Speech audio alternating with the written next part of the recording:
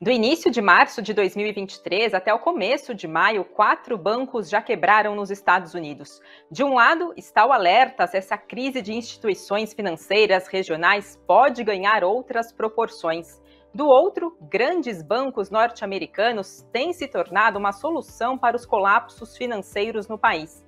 Mas afinal, qual caminho esses acontecimentos devem tomar? A crise bancária pode de fato se tornar um problema maior e se espalhar?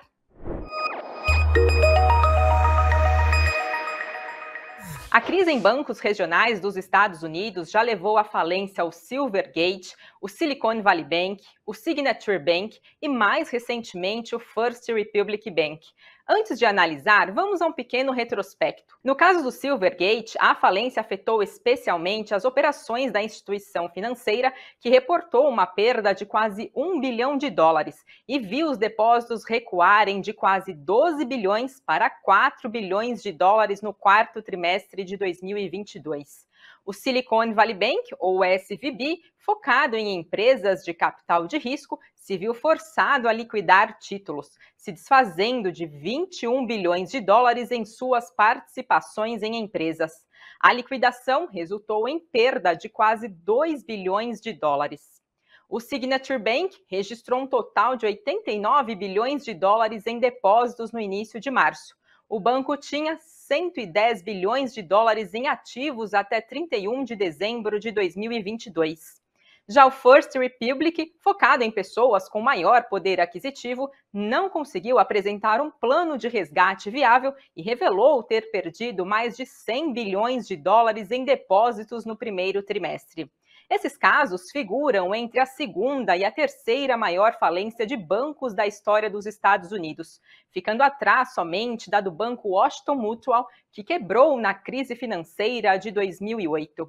Para entender um pouco melhor em números, olha este gráfico aqui. Só nos últimos 10 anos, mais de 120 bancos faliram nos Estados Unidos. Se considerar o período desde a crise de 2008, foram mais de 500 falências. Especialistas explicam que os números altos se justificam pelo grande volume de bancos que existem no país e por serem regionais, mas que não se trata necessariamente por hora de algo preocupante. Isso porque os bancos americanos e globais têm hoje uma regulação muito mais restritiva que foi aprovada após a crise de 2008. Isso tornou o sistema financeiro atual mais seguro, com os níveis de capital regulatório maiores, níveis de alavancagem do sistema menores e as regulações ao redor de empréstimos mais duras. Assim, o sistema se tornou muito mais seguro, mas ainda não à prova de falências. Outro ponto citado por especialistas é a rápida manifestação recentemente do Federal Reserve, o Banco Central do país, e do governo americano, garantindo depósitos de clientes, ajudando a estancar a crise de confiança que se gerou com os bancos regionais americanos. Além disso, os reguladores dos Estados Unidos vêm atuando para encontrar soluções e evitar um contágio da crise para outras instituições financeiras do país, que conta com mais de 4 mil bancos. Foram oferecidos, por exemplo, milhões de dólares em incentivos para possíveis compradores. Com isso, ao contrário do que aconteceu lá na crise de 2008, agora, os bancos dos Estados Unidos acabaram se tornando parte da solução da crise bancária do país. O Silicon Valley Bank foi comprado pelo First Citizen Bank. O Signature Bank foi adquirido pelo Flagstar Bank. E o JP Morgan comprou o First Republic Bank.